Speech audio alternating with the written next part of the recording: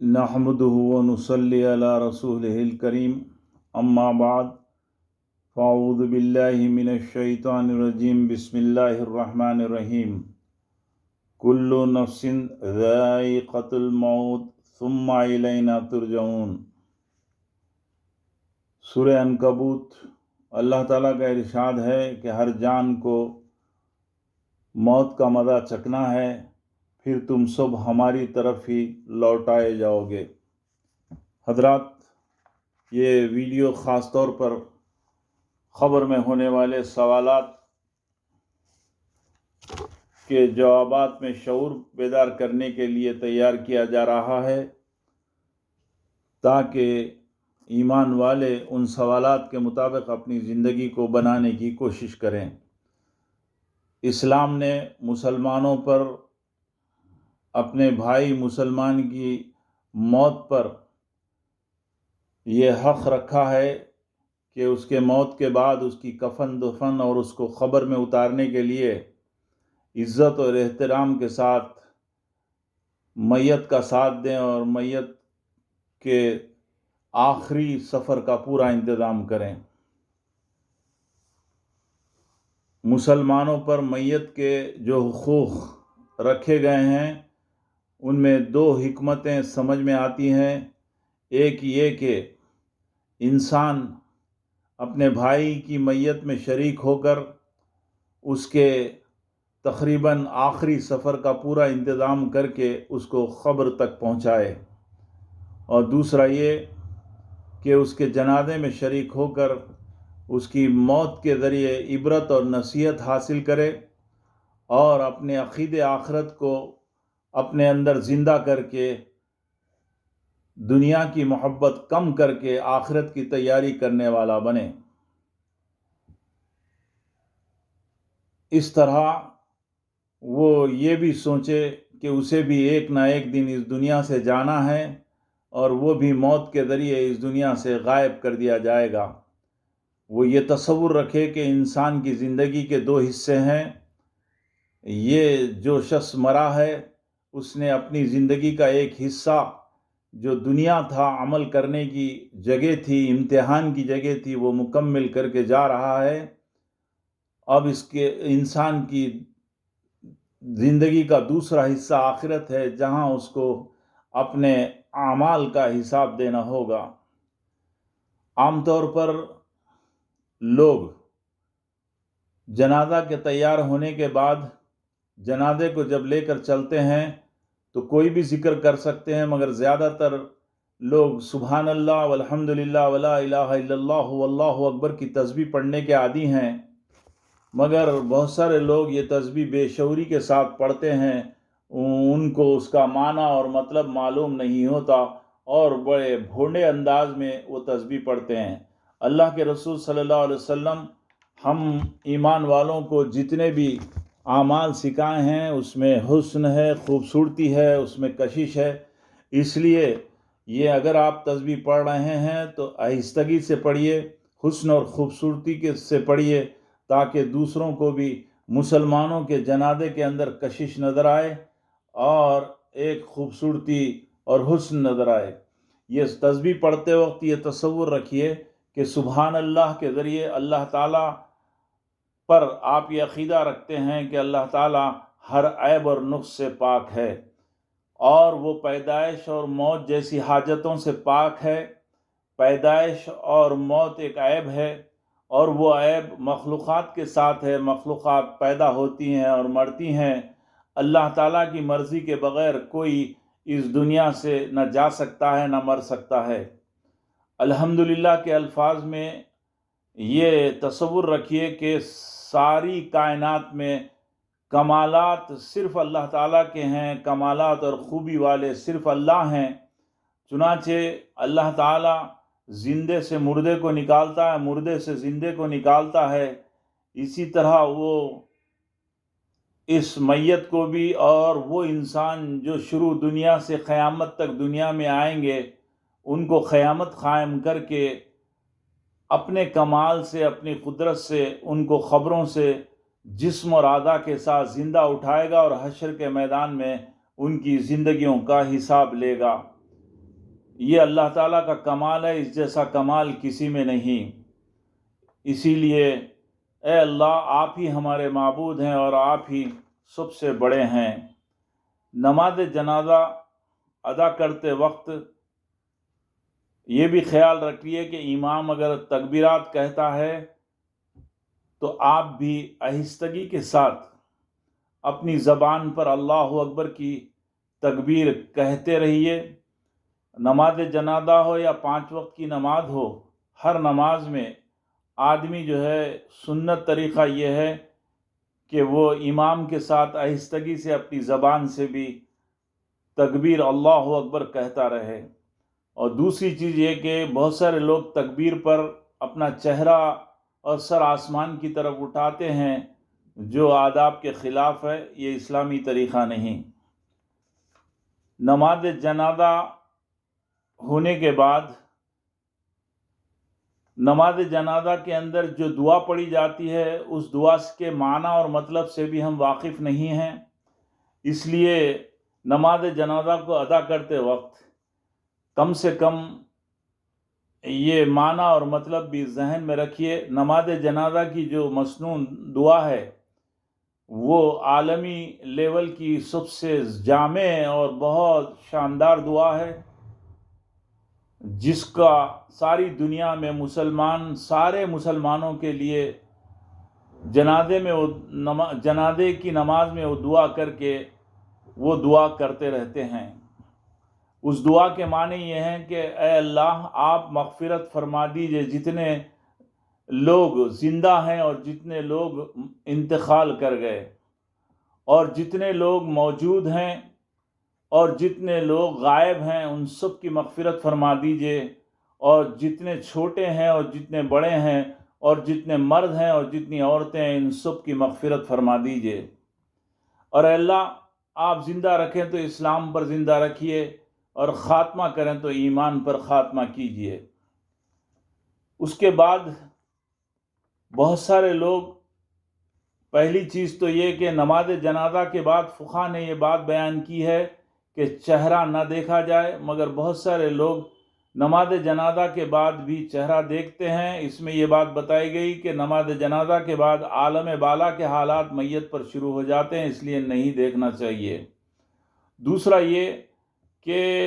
پتہ نہیں یہ کیا رسم ہے کہ لوگ جو ہے جنازے کے اس ڈولے پر خاص طور سے جو ہے گلاب کے پھولوں کی چادر سب ہاتھ لگا کر چڑھاتے ہیں، جبکہ عام طور پر پھول خوشی کے موقع پر استعمال کیا جاتا ہے، مگر نہ چڑھانے والوں کو اس کا شعور ہے، نہ جو ہے وہ چادر لانے والوں کو اس کا شعور ہے۔ بس ایک رسم بنی ہوئی ہے جو اس کے اوپر وہ چادر، پھولوں کی چادر چڑھائی جاتی ہے۔ اس کے بعد نماز جنازہ کے بعد ہم نے اس دعا کو کافی نہیں سمجھتے اور اپنی طرف سے مزید لمبی دعائیں کرتے ہیں، اور کر کے گویا اپنے عمل سے یہ ثبوت دیتے ہیں کہ ہم کو جو دعا بتلائی گئی وہ ناکافی ہے، اور ہم جو ہے باقاعدہ نماز جنازہ کے لیے مزید دعائیں اس انداز سے کرتے ہیں، اس لیے نماز جنازہ کی دعا نامکمل تھی کا اظہار کیا جاتا ہے۔ اس ویڈیو کو خاص طور پر تیار کر کے عورتوں کو بھی یہ احساس دلانا ہے، چونکہ وہ میت کے گھر سے ہی واپس اپنے گھر چلے جاتی ہیں، تو یہ احساس دلانا ہے کہ ان کو بھی خبر میں اترنے کے بعد فرشتوں کے ذریعے جو سوالات ہوں گے ان کی بھی وہ تیاری کرنے والے بنیں۔ اس میں جو مضامین یا جس حد تک بھی جو بات بیان کی جا رہی ہے وہ عبداللہ صدیقی کی کتاب فلسفہ آخرت کے ذریعے جو عظیم بگڑی پو دیوبند میں ملتی ہے اسی میں سے بیان کیا جا رہا ہے۔ حدیث میں یہ بات بتائی گئی کہ میت کو جب جنازے کو جب دفن کر دیا جاتا ہے تو اللہ تعالیٰ کی طرف سے منکر نکیر 2 فرشتے آ کر کچھ ہی دیر میں میت سے 3 سوالات پہلے کرتے ہیں، اب یہاں یہ سوال پیدا ہوتا ہے کہ بند قبر میں فرشتہ کیسے جا سکتا ہے؟ تو اس کو آسانی کے ساتھ مختصر انداز میں یوں سمجھیے کہ اللہ تعالیٰ دنیا میں بہت ساری مخلوقات ایسی پیدا کیا جو ہماری آنکھوں کو نظر نہیں آتی، جو بڑی لطیف اور جو بڑی پتلی ہیں، یا تو ہم ان کو اپنے جسم کو چھونے سے محسوس کرتے جیسے ہوا ہے، یا پھر جو ہے ہماری روح ہے جو ہم کو نظر نہیں آتی، یا جو ہے ہم خود یعنی دنیا کے اندر دیکھتے ہیں کہ پانی بڑا لطیف ہے اور روشنی بڑی لطیف ہے، روشنی بغیر کسی یعنی رکاوٹ کے وہ مختلف غاروں میں اور دیواریں ہونے کے باوجود کمروں میں اور ہر جگہ پہنچ جاتی ہے۔ اسی طرح جو ہے پانی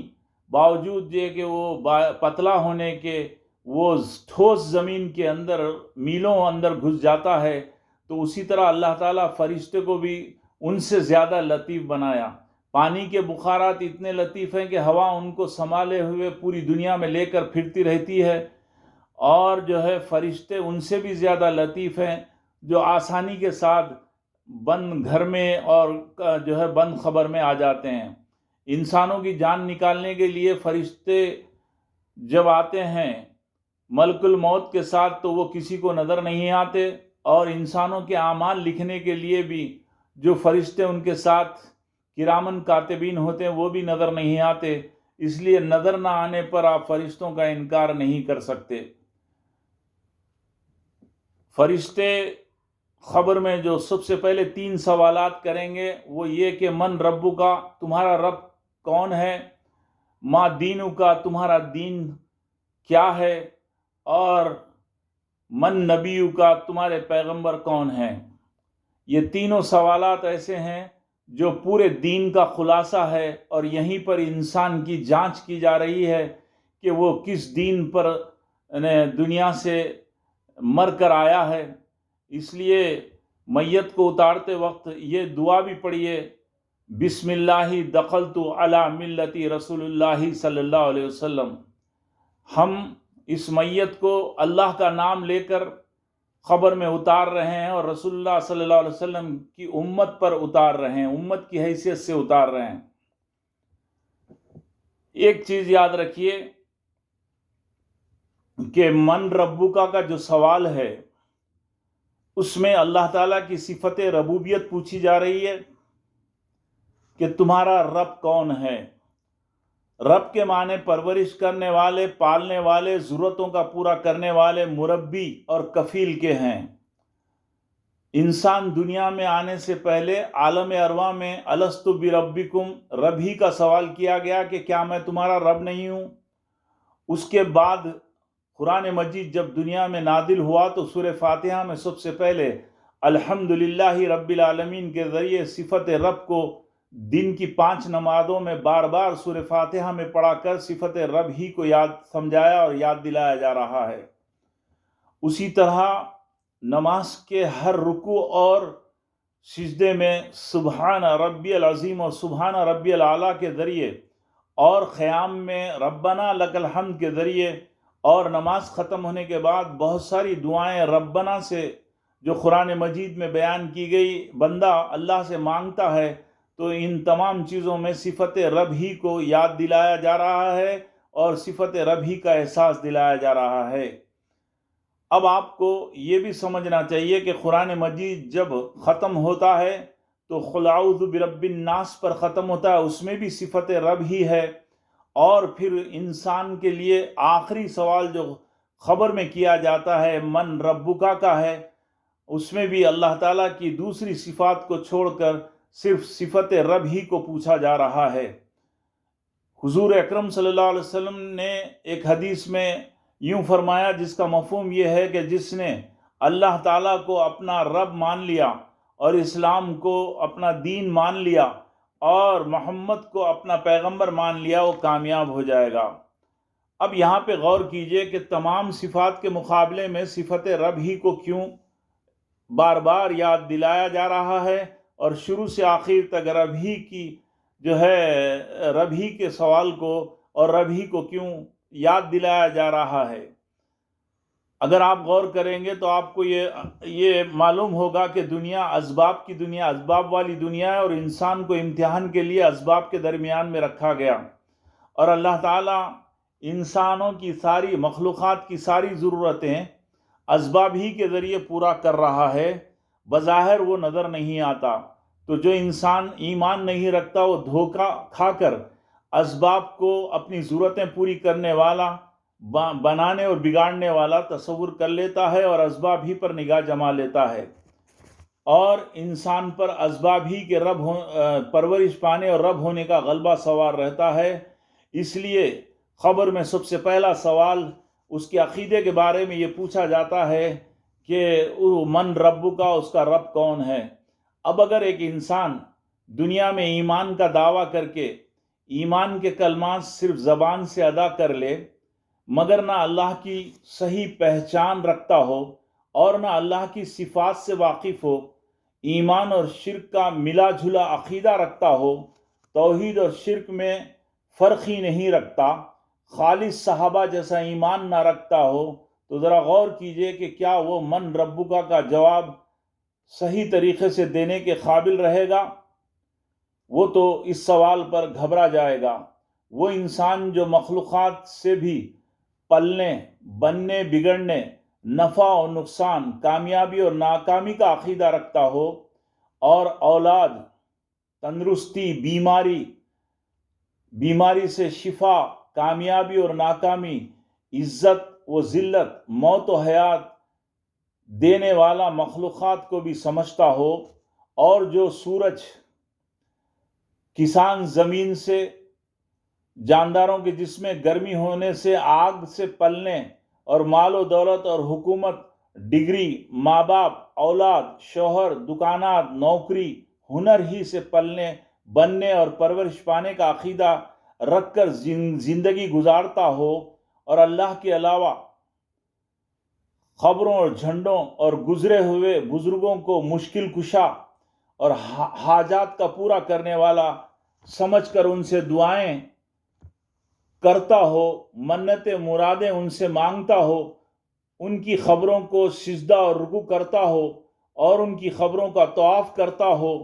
ان کو مسائل اور مشکلات کا دور کرنے والا عقیدہ رکھتا ہو، ان کو خوش کرنے کے لیے ان کے نام سے جانور چھوڑتا اور ان کے نام پر جانور ذبح کرتا ہو، اور ان کی خبروں پر چڑھاوے چڑھاتا ہو، اٹھتے بیٹھتے لیٹتے انہی کو یاد کرتا اور پکارتا اور انہی سے مدد مانگتا ہو، اور ان کو مدد کرنے والا سمجھتا ہو، اور ان کو ہر جگہ حاضر و نادر سمجھتا ہو، تو کیا ایسا انسان خبر میں فرشتوں کے سوال من ربکا کا صحیح جواب دینے کے قابل رہ سکے گا؟ کیا وہ صحیح جواب دے سکے گا؟ جبکہ زندہ رہنے، زندگی گزارنے میں اس کے ذہن و دماغ پر اللہ کے رب ہونے کا غلبہ نہ تھا، بلکہ مخلوقات سے ضرورتیں پوری ہونے کا غلبہ تھا، تو ایسا انسان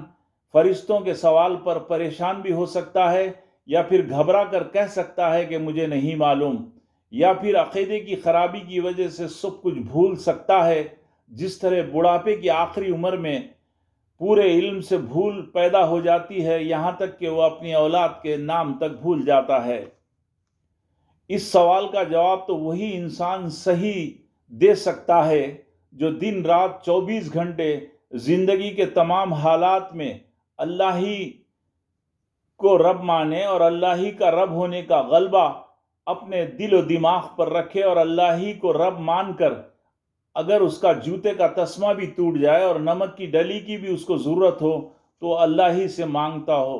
ایسا انسان فرشتوں کے سوال پر کہے گا کہ میرا رب اللہ ہے، ربی اللہ کہے گا۔ اس کے بعد آئیے دوسرا سوال پر غور کریں۔ دوسرے سوال میں ما دینو کا، تیرا دین کیا ہے؟ یہ بھی جو ہے اس انسان کے پورے دین کا خلاصے کا جواب ہوگا۔ اس سوال کا جواب ایسا انسان دے سکتا ہے جو دین اسلام کو سچا جانتا ہو، دین ہی پر چلنے میں کامیابی سمجھتا ہو، جس کے عقائد، جس کی عبادات، معاملات اور معاشرت اور اخلاقیات میں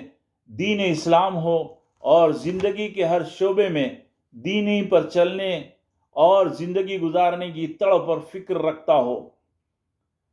دین کے خلاف چلنے عمل کرنے کو گناہ سمجھتا ہو، جو گناہ ہو جائے اس پر توبہ کے ذریعے اللہ کے ساتھ مذاق نہیں کرتا، بلکہ سچی اور پکی توبہ کر کے اللہ سے معافی مانگ کر پھر اپنے اعمال کو درست کر کے اللہ سے رجوع ہوتا ہے، وہی انسان کہے گا کہ میرا دین اسلام ہے۔ ایسا انسان جو برائے نام اللہ کو پہچانے بغیر کلمے کے الفاظ زبان سے پڑھ لے اور صرف باڈی کے نام سے مسلمان بنا رہے اور جمعہ و عیدین کی قانونی انداز میں پابندی کر لے اور رمضان آتے ہی اسلام کا پابند ہو جائے اور رمضان ختم ہوتے ہی اسلام کو بھول کر نماز وغیرہ کو بھول جائے اور اسلام سے دور رہے اور باغیوں کی طرح زندگی گزارے، زندگی کے تمام معاملات میں اسلام پر زندگی نہ گزارے اور کتاب الہی کی حرام باتوں کو حرام جان کر بھی رشوت، سود، جوڑے کی رقمیں، دھوکہ اور جھوٹ سے مال حاصل کرے اور آخرت کے مقابلے دنیا کی زندگی میں منچاہی زندگی کے مزوں کے خاطر جان بوجھ کر اللہ تعالیٰ کی نافرمانی کرے، شراب، زنا، جوا، ناچ گانے کا شوقین اور عادی بنا رہے، امانت کو امانت جان کر لوگوں کی دکان، مکان اور زمینوں پر ناجائز قابض رہے اور فضول خرچی کو گناہ کبیرہ نہ سمجھے اور پردے کو فرض جاننے کے باوجود حجاب سے نفرت کرے اور نیم بھرانا اور بے پردگی کو اعلیٰ تہذیب اور ترقی کا ذریعہ سمجھے، تو ایسے تمام لوگ اللہ تعالیٰ کی طرف لوٹنے کے بعد خبر میں صحیح معنوں میں ما دینیوکا کا جواب صحیح نہیں دے سکیں گے۔ اللہ کے احکام کو جاننے کے باوجود اللہ انسانوں کا اللہ کے حکم کے خلاف ناحق قتل کرے، خون خرابہ کرے، فساد پھیلائے، زنا، سود اور شراب کے اڈے قائم کرے، ایسے تمام انسان ما دینوکا کا صحیح جواب نہ دے سکیں گے، اس لیے کہ ان کی زندگی کے تمام کاموں میں نہ اسلام تھا، نہ وہ اسلام کو چلنا چاہتے تھے، نہ اسلام کو پسند کرتے تھے۔ تو وہ خبر میں بھی میرا دین اسلام ہے کہنا ان کے لیے بہت مشکل ہو سکتا ہے، اور ایسے لوگوں کے حال پر اللہ ہی بہتر فیصلہ کرنے والا ہے۔ اس کے بعد آئیے تیسرے سوال پر ہم غور کریں کہ من نبیوکا کا سوال فرشتے جب کریں گے تو یہ سوال بھی بہت اہم ہے۔ یہ سوال کا جواب صحیح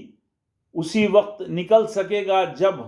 رسول اللہ صلی اللہ علیہ وسلم سے محبت کرتے ہوئے حضور اکرم صلی اللہ علیہ وسلم ہی کی اتباع میں کامیابی کا عقیدہ رکھے اور اتباع میں زندگی گزارے،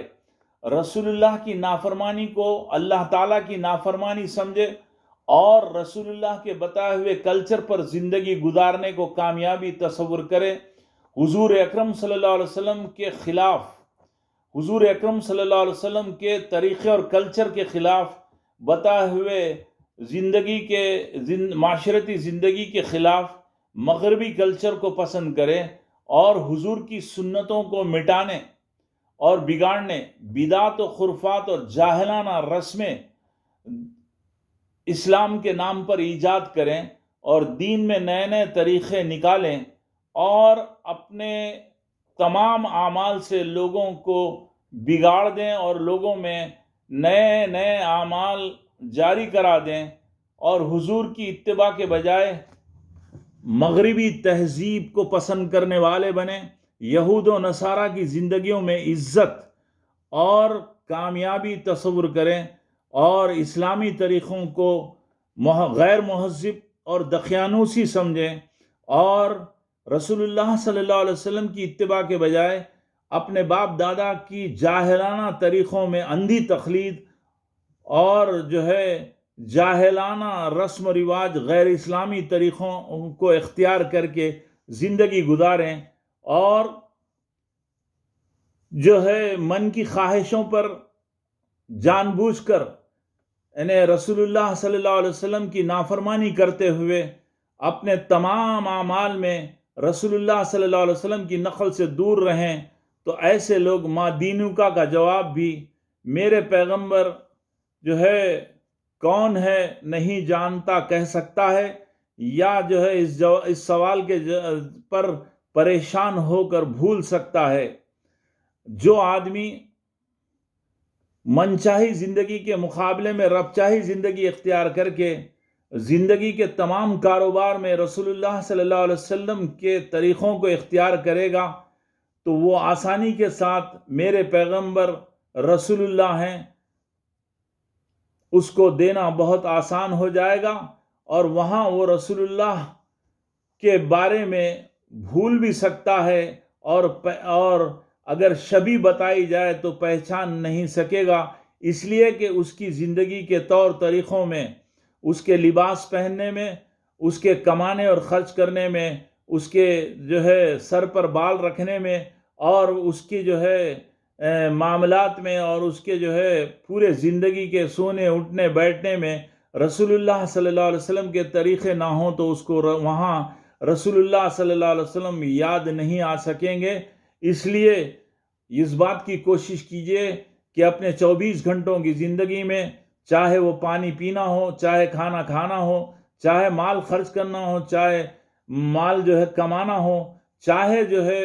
آپ کو معاملات اور معاشرت کے اندر جو بھی حالات آئیں اس میں رسول اللہ صلی اللہ علیہ وسلم کے طریقوں کے مطابق اپنے زندگی کے اعمال کو جو شخص بنائے گا وہی آسانی کے ساتھ، چونکہ 24 گھنٹے رسول اللہ صلی اللہ علیہ وسلم والے اعمال کی نقل کرنے کی وجہ سے اس کو خبر میں بھی آسانی کے ساتھ حضور اکرم صلی اللہ علیہ وسلم میرے پیغمبر ہیں یہ یاد آئے گا، اور وہ آسانی کے ساتھ جواب دے سکے گا۔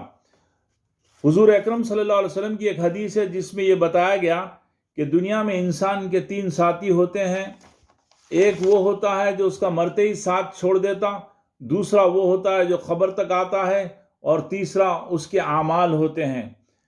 پہلا ساتھی وہ ہے جو اس کی مال و دولت، عہدہ اور کرسی جو ہے مرتے ہی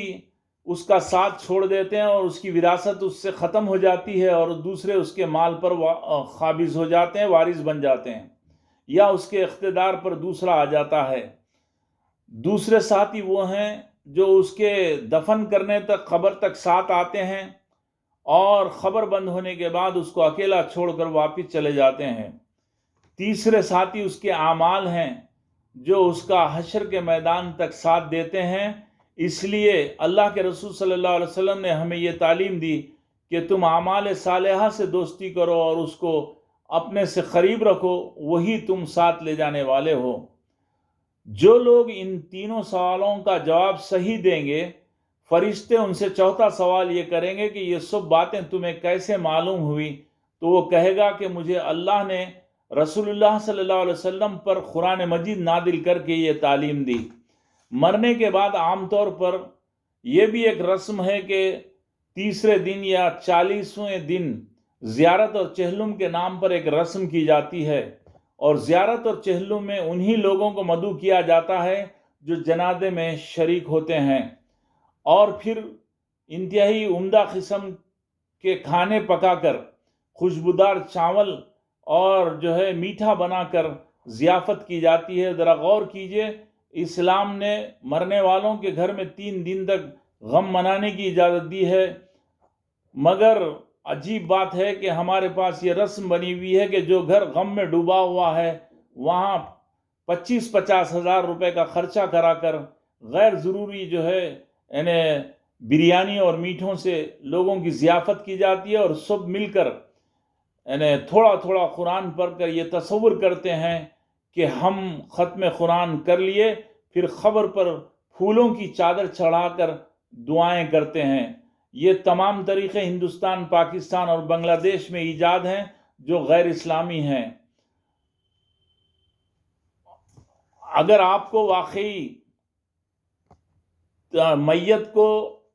میت کی مغفرت کے لیے دعا کرنا ہے تو روایتوں میں یہ بات آئی ہے کہ دفن کرنے کے بعد 1 اونٹ کہ کاٹ کر ذبح کر کے تقسیم کرنے میں جتنا وقت لگتا ہے اتنی دیر یا تو خبر کے پاس بیٹھیے یا گھر میں جا کر اللہ تعالیٰ سے اپنی میت کی مشکلات کو دور کرنے کے لیے دعا کیجیے اور اللہ سے خوب رو رو کر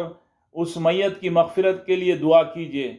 اور پھر جو ہے خبر میں دفن کرتے وقت بھی خاص طور پر جو ہے حدیث میں یہ بات بتائی گئی کہ تم اپنے بھائی کے لیے منکر نکیر کے سوالات کے جوابات کا صحیح طریقے سے جواب دینے کے لیے اللہ تعالیٰ سے دعا مانگتے رہو. اللہ کے رسول صلی اللہ علیہ وسلم نے ہمیں ایصال ثواب کے لیے یہ تعلیم دی ہے کہ یا تو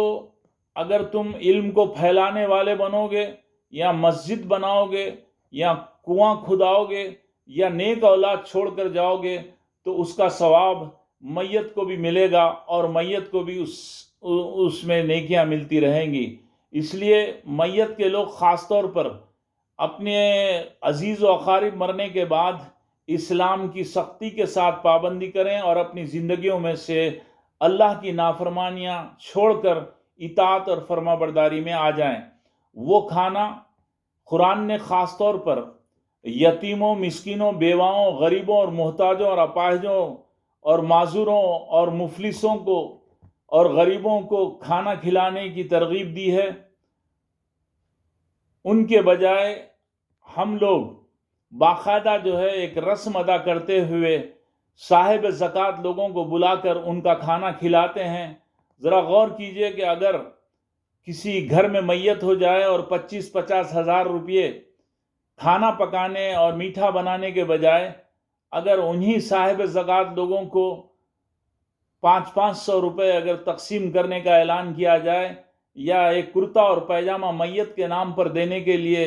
اعلان کیا جائے تو وہ لینے سے انکار کر دیں گے اور بہت برا تصور کریں گے. مگر اسی مال کو جب جو ہے غذا میں تبدیل کر دیا جاتا ہے تو بڑے خوشی کے ساتھ اور چاہت کے ساتھ مزہ لیتے ہوئے وہ کھانا کھا کر غریبوں کا حق کھا جاتے ہیں. اگر آپ کو حقیقت میں کھانا کھلانا ہی ہے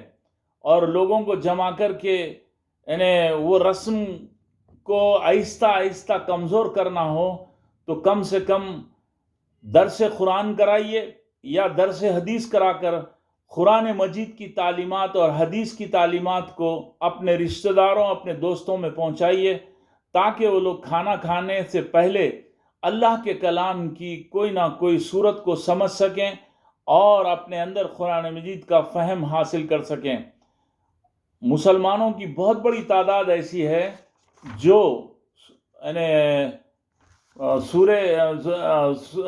سورہ فیل سے لے کے